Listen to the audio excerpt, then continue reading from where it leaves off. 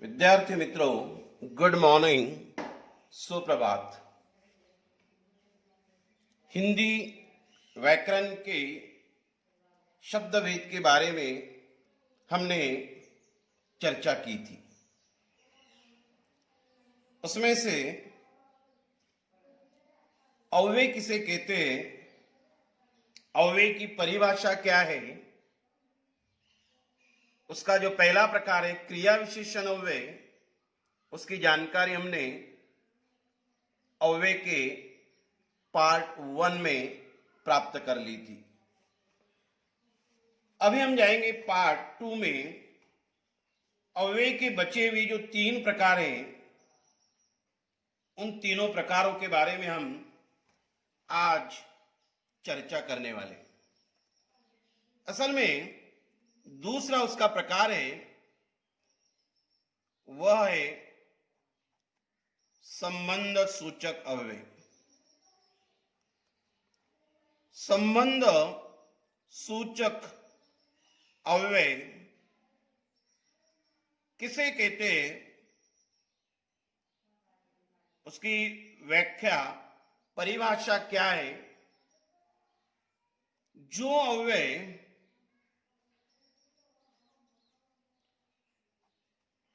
संज्ञा या सर्वनाम के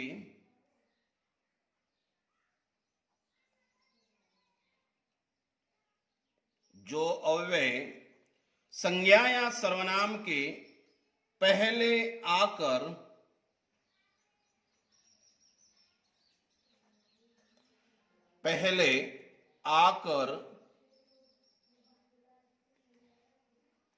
उसका संबंध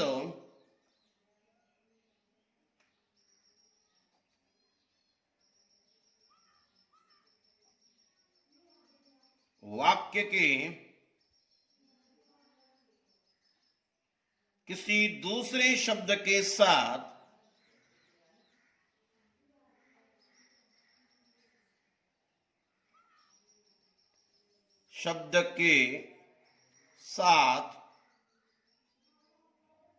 सूचित करता है,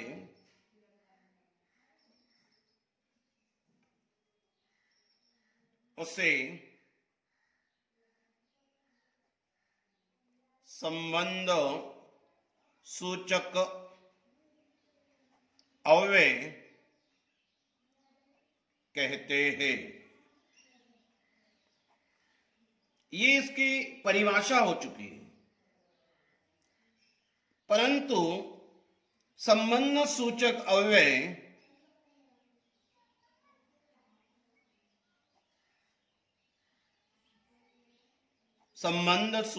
अव्यय का प्रयोग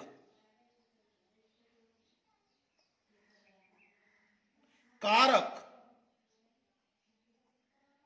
के साथ होता है। यह हमें ध्यान में रखना है। जो विभक्ति होती है, कारक होते हैं, कर्ता कारक हो, कर्म कारक हो, करण कारक हो, अपादान कारक हो, संप्रदान कारक हो, अधिकरण कारक हो, संबोधन कारक हो, जो भी कारक है उस कारक के साथ इन संबंध सूचक अव्यय का उपयोग होता है। अभी कारक के चिन्ह होते हैं, के होता है, की होता है, से होता है, री होता है, रे होता है। उदाहरण के तौर पर कभी हम देखते हैं, साहब मंदिर के पीछे खड़े थे। जैसे साहब मंदिर के पीछे खड़े थे। अभी यहां पीछे शब्द जो है वह अव्यय है, संबंध सूचक अव्यय है। कौन सा अव्यय? संबंध सूचक अव्यय। अभी लेकिन उसके पहले के शब्द जो है वह कारक या विभक्ति आ चुका है। तो ऐसे कुछ उदाहरण नंबर 2 हम देखेंगे। मेरे सामने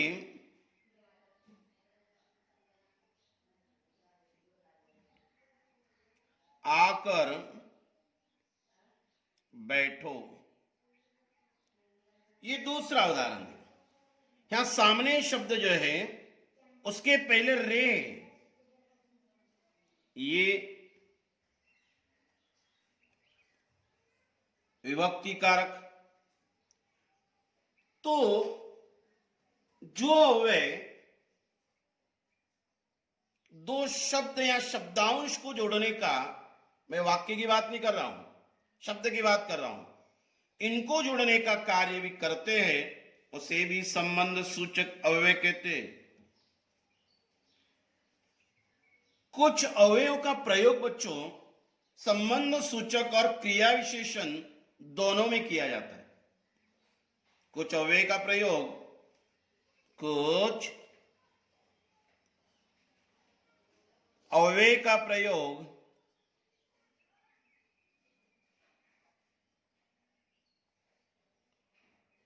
कुछ अवयव का प्रयोग संबंध सूचक और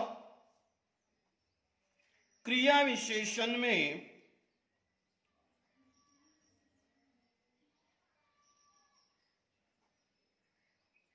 इन दोनों में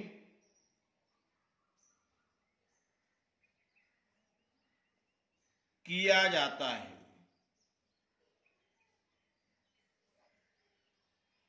जैसे आगे,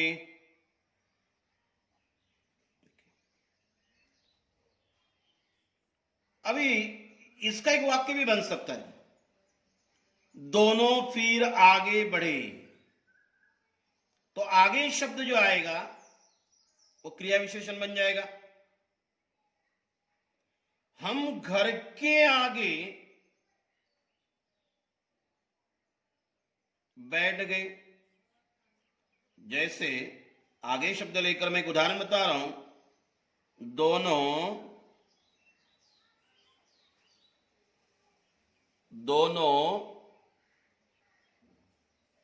फिर दोनों आगे बढ़े। बढ़ने की क्रिया है, क्रिया की विशेषता बताता है, यह बन जाएगा आपका क्रिया विशेषण अव्यय। परंतु यही में वाक्य आगे शब्द का उपयोग कर कर संबंध सूचक के उपयोग करेंगे। वह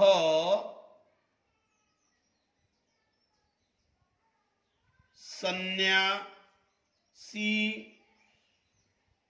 के आगे बैठ गया।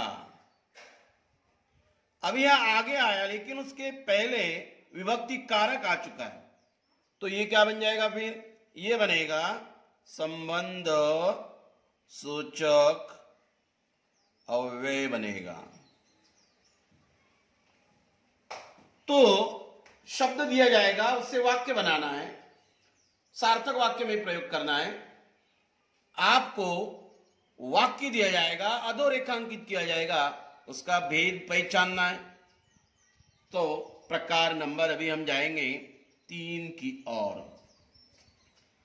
तीसरा प्रकार है समुच्चय बोधक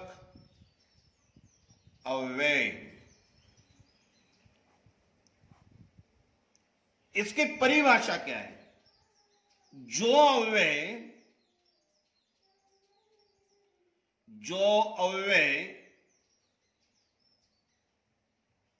दो वाक्यांशों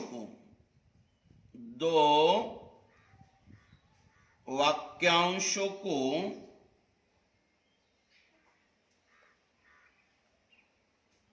अथवा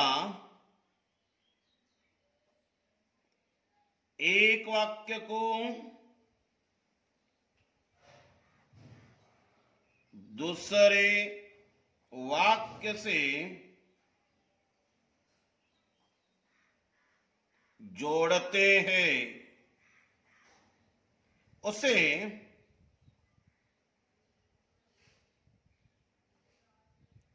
समुच्चय बोधक अव्यय कहते हैं। जो अव्यय दो वाक्यांशों को अथवा एक वाक्य को दूसरे वाक्य के साथ जोड़ने का काम करते हैं अथवा जोड़ते, उसे समुच्चय बोधक अव्यय कहते हैं। यह उसकी परिभाषा हो चुकी, व्याख्या हो चुकी। उदाहरण के तौर पर हम देखेंगे, नंबर 1, अजय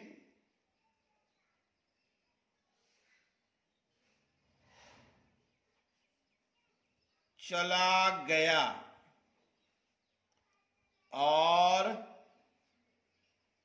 उसे ले आया। और शब्द से जोड़ा जा रहा है। अजय चला गया एक वाक्य, उसे ले आया दूसरा वाक्य। इन दो वाक्यों को जोड़ने का कार्य और शब्द से हो रहा है, इसीलिए यह और शब्द समुच्चय बोधक अव्यय कहलाया जा सकता है। दूसरा एक आदि उदाहरण हम देखेंगे। दूसरे उदाहरण में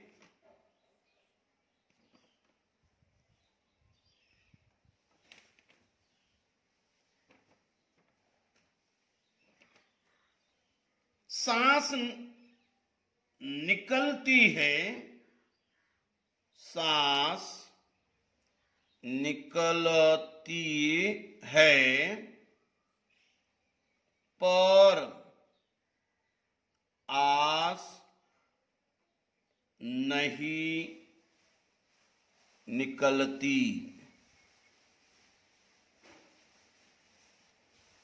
सांस निकलती है एक वाक्य, आस नहीं निकलती दूसरा वाक्य, पर शब्द से उसे जोड़ा जाता है। तो ये उपरोक्त वाक्यों में दो अलग अलग वाक्यों का समुच्चय बनाया है, इसीलिए उसे समुच्चय बोधक वाक्य कहते हैं, समुच्चय बोधक अव्यय कहते हैं। अभी समुच्चय बोधक अव्यय बहुधा दो शब्दों, दो वाक्यांश या दो वाक्यों तथा उपवाक्यों को भी जोड़ता है।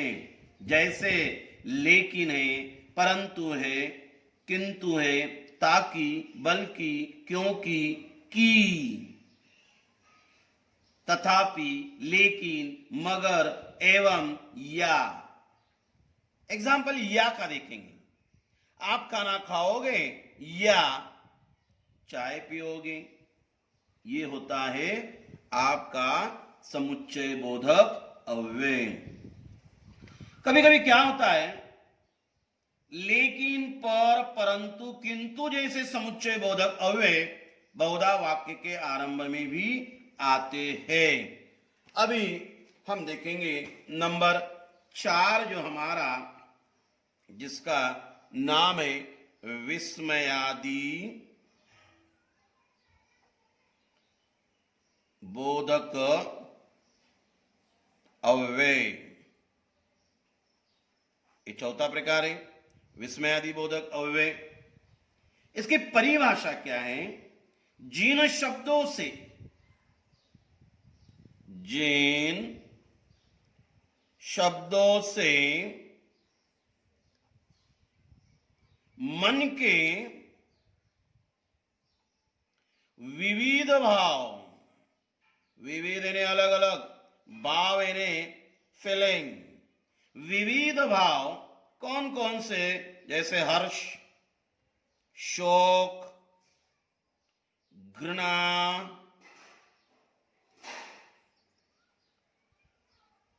विविध भाव का बोध होता है, का बोध होता है, उन्हें विस्मयादि बोधक अव्यय कहते हैं। ये इसकी परिभाषा है। तो जैसे उदाहरण के तौर पर कभी हम देखते हैं, उदाहरण के तौर पर कभी देखा जाए, जैसे वाह,